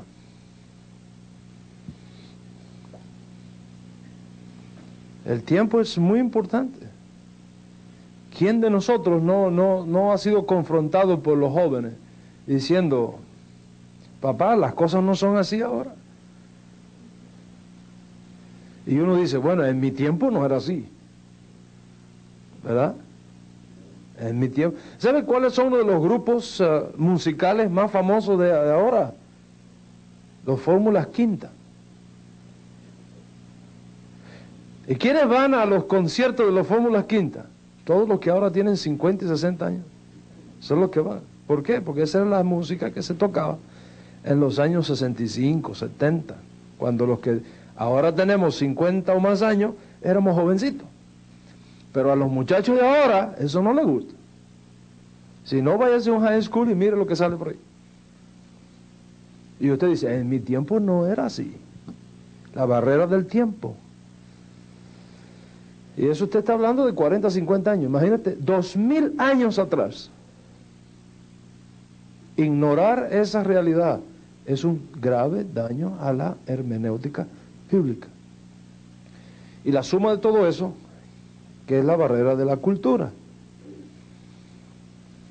La barrera de la cultura.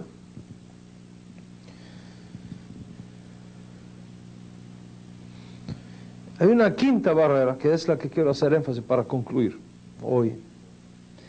Es la barrera de... No sé cómo llamar a esto. Tengo varias palabras anotadas por aquí. Creo que la más apropiada sería la contextualización teológica.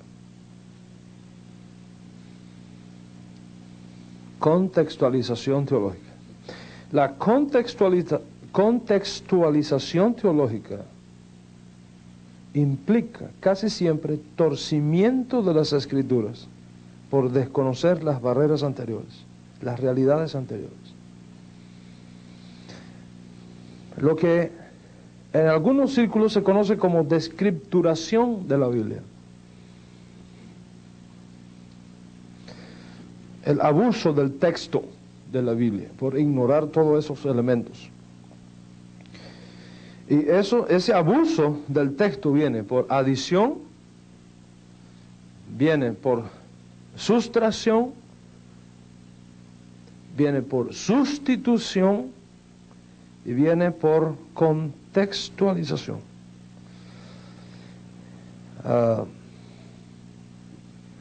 Y es aquí la parte más difícil, la parte más seria de todo lo que hemos hablado hasta este momento.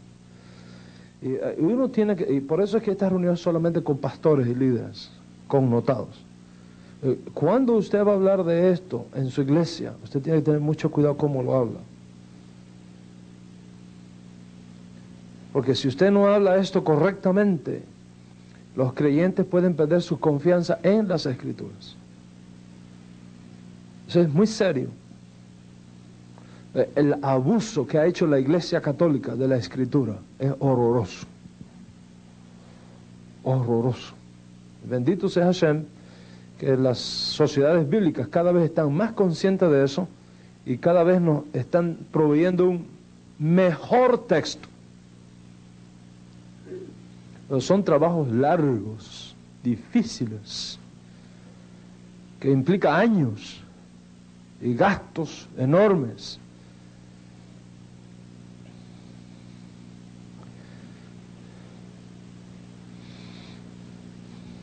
Todavía siguen produciéndose Biblias que dicen San Mateo y San Juan. Todavía hay Biblias que en los mapitas aparece Palestina del Antiguo Testamento, Palestina del Nuevo Testamento. Palestina. No es Palestina, es Israel. Los llamados palestinos, con el perdón si hay algún hermano aquí de origen árabe, esos son mis primos. Si usted llama Palestina, ¿sabe cuál es el nombre verdadero? No es Palestina. Palestina se lo dio Adriano a Israel cuando terminó la Segunda Guerra en el año 135, para borrar el nombre de Israel de la faz de la tierra. Y aún así todavía hay creyentes que cantan tierra bendita y divina es la de Palestina donde Jesús vivió, que tiene dos graves errores, uno histórico y otro teológico. En primer lugar, teológico, porque la tierra no es divina, solo Hashem es divino. Y segundo, porque no es Palestina, es Israel. Y aún así, siguen poniendo ahí tierra de la Palestina en los mapas bíblicos.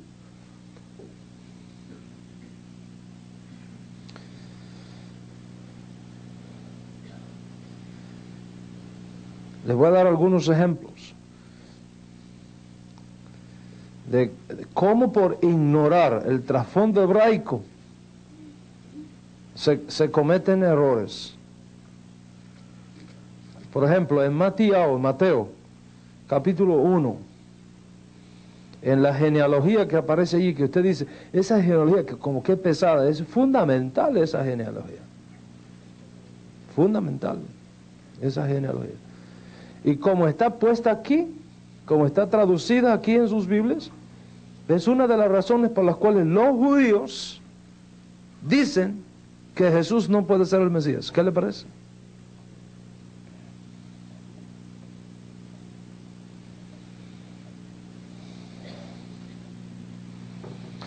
No puedo entrar en los detalles, pero solamente el verso 17. De manera que todas las generaciones desde Abraham hasta David son 14, de David a Babilonia 14, desde la deportación a Babilonia hasta Cristo, en esta versión 14. O sea, 14, 14, 14. Cuando usted las cuenta, verá que en el tercer grupo de 14 hay 13. Falta una generación. ¿Dónde está? En los manuscritos griegos no está, pero en el texto hebreo están las 14. ¿Por qué las sociedades bíblicas no consultan el texto hebreo, sino siempre hacen las traducciones a partir del griego? Si hubiesen hecho la traducción a partir del texto hebreo, eso estaría correcto. Hay que regresar a esas raíces hebreas.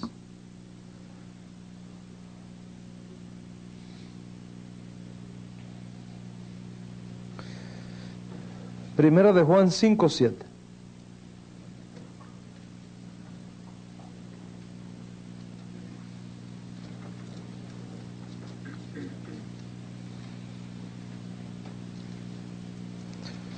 Tres son los que dan testimonio en el cielo: el Padre, el Verbo y el Espíritu Santo. Y estos tres son uno.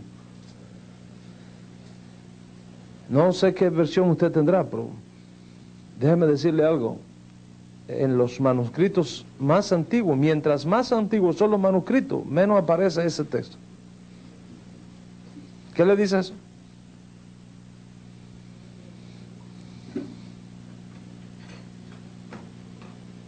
¿Qué le dice eso a usted? Si usted tiene una carta del año 1950 y en la carta dice te amo mucho, pero después se encuentra una copia de esa carta del año 1900, dice te amo, ya usted sabe que ese mucho fue añadido.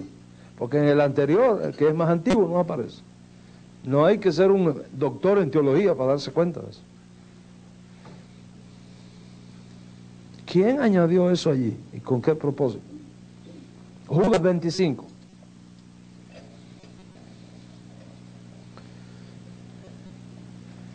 Son casos de omisión.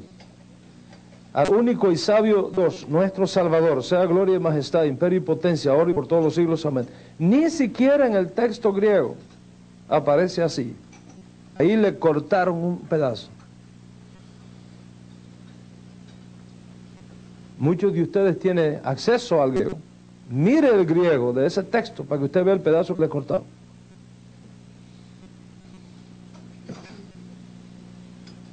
¿Por qué?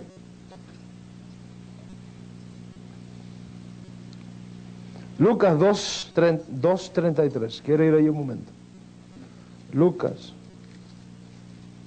2, el verso 33. En esta versión que tengo aquí, no sé en la versión suya, pero en esta versión que traje, porque es la más popular en el pueblo evangélico, Lucas 2:33 dice: y José y su madre estaban maravillados de todo lo que se decía de él. José y su madre. Y José, eso no aparece en los manuscritos antiguos. Aparece otra palabra. ¿Por qué esa otra palabra no se tradujo? Y se cortó y se sustituyó por y José. ¿Por qué?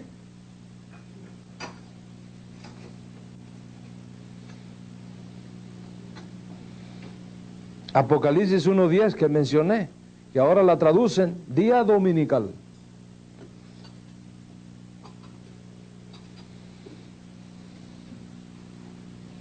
Romanos 11:17 dice: y tú fuiste cortado del que esos olivos silvestres y fuiste injertado en lugar de ellas. En el texto griego no dice en lugar de ellas, dice entre ellas. ¿Por qué se tradujo en lugar de?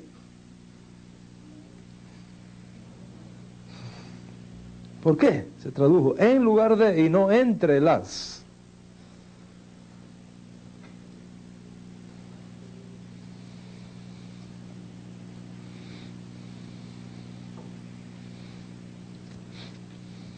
Colosenses 2.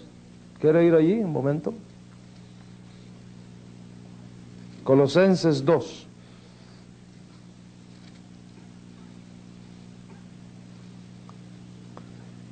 El verso 2.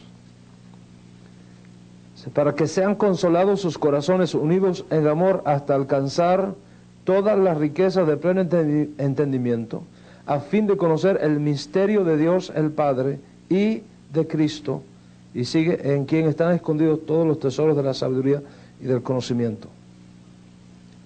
Eso no está así en el manuscrito. Se fue arreglado y traducido de esa manera. En los manuscritos más antiguos no aparece de esa manera. El texto más antiguo dice: a fin de conocer el misterio de Dios, Mashiach, en el cual están escondidos todos los secretos de la sabiduría y del conocimiento. ¿Quién añadió y del Padre? Eso no aparece. ¿Cuál es el propósito?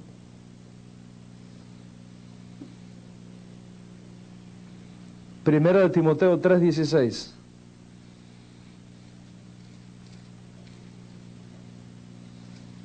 En esta versión, no sé, posiblemente usted tenga una diferente, a lo mejor ni siquiera vino con una Biblia porque esto fue un desayuno, no.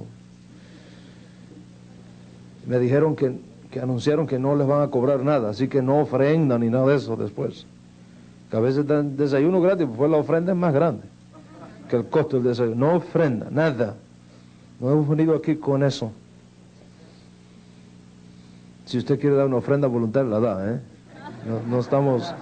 No estamos... En Indiscutiblemente, grande es el misterio de la piedad. Dios fue manifestado en carne, justificado en el Espíritu, visto de los ángeles, predicado a los gentiles, creído en el mundo, recibido arriba en gloria. En los manuscritos más antiguos no aparece así. Lo que fue manifestado en carne fue otra cosa. Y no le voy a decir qué es para que usted se sienta ahí obligado a averiguar. Eso está hecho de esa manera, pero no es como está.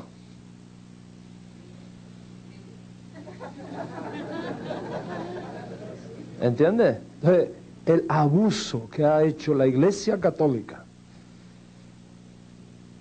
¿verdad?, ha creado sobre la base de estos escritos la teología cristiana. Por eso dije que cuando hablamos de teología cristiana es una cosa y teología bíblica es otra cosa. La mayoría de los creyentes conoce teología cristiana, pero no teología bíblica. Cuando hablamos de raíces hebreas del cristianismo, queremos decir volverle a poner a la iglesia sus raíces bíblicas, no judía, bíblica. En otras palabras, volver al cristianismo primitivo, no al cristianismo que surge después. No importa el costo que se tenga que pagar.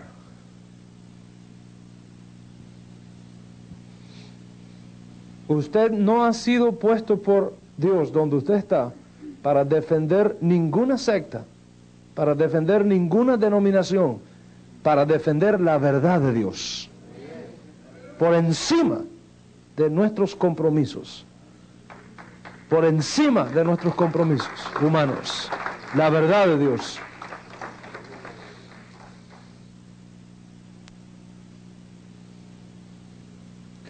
Esto es importantísimo. Solamente cuando somos reconectados con esas raíces, vamos a tener acceso a su rica savia. Y vamos a estar en condiciones de trazar bien la Escritura. ¿Cuál es la importancia de eso? La importancia de esto es que la fe es de la misma calidad que la palabra que la produce. La fe viene por el oír, y el oír por la palabra. Si lo que usted predica viene de una palabra que está torcida, fuera de su contexto, la fe que produce esa palabra será de su misma sustancia.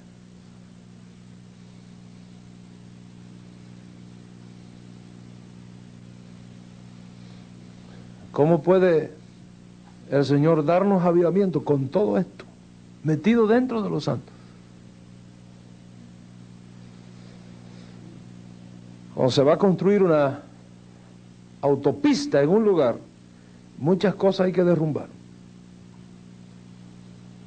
Hay que ponerle dinamita a muchos edificios y hacerlos desaparecer del camino y lanzar la autopista por ahí. La pregunta es, ¿estamos dispuestos a que se destruyan muchas cosas con tal de que la verdad de Hashem sea puesta donde tiene que estar?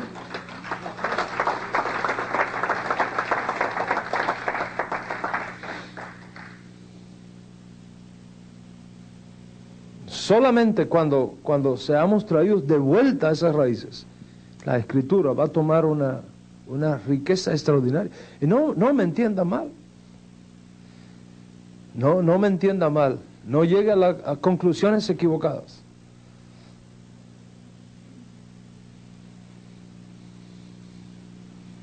Una vez había un médico que tenía un amigo, que eran estudiantes, compañeros de la universidad, y ese nunca terminó su carrera, porque era adicto al alcohol. El otro se hizo médico, y su amigo nunca pudo llegar, por el alcohol. Y no sabía cómo ayudar a su amigo a salir de aquel problema. Hasta que un día se le ocurrió una idea y le dijo, oye, quiero que vayas a mi consultorio. Y el hombre fue y se sentó delante. Y el médico, su amigo, tenía preparado aquí unas cosas que le iba a enseñar. Él sacó y puso 2 copas vacías. Dice, ¿qué ves? Dicen, 2 copas. ¿Tienen algo adentro? No, no tienen nada. Abrió una gaveta y sacó un papel que tenía ahí con unas lombrices de tierra. Y puso una lombriz aquí y otra lombriz acá, en la copa. Dice, ¿qué ves? Dice, 2 lombrices. Muy bien. Le tomó un pomo de agua y le echó a una copa. Dice, ¿qué ves? Dice, fue una lombriz nadando en agua. Él sacó una botella de whisky y le echó en la otra copa. Dice, ¿qué ves? Dice, fue una lombriz nadando en whisky. Dice, sigue mirando. Y a los minutos, la lombriz que estaba nadando en whisky estaba en el fondo, está ahogada, asfixiada. Y dice, ¿y ahora qué has aprendido? ¿Entienden la idea que tenía el médico, verdad? Dice, he aprendido que no tengo ni una lombriz.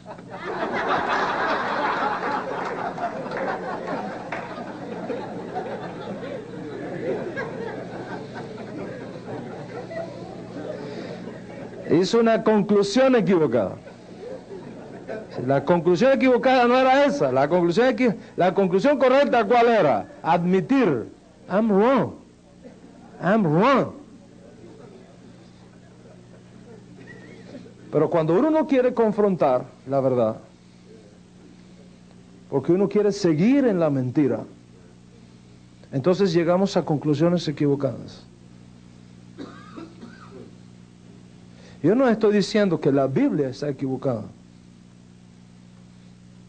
Yo no estoy diciendo que las cosas maravillosas que Hashem ha hecho con su pueblo hasta aquí está equivocado. Lo que estoy diciendo es que si aún con todos los errores que el enemigo ha introducido, Él nos ha bendecido hasta aquí, ¿cuánto más no nos va a bendecir? ¿Cuánto más no va a mostrar su gloria y su poder?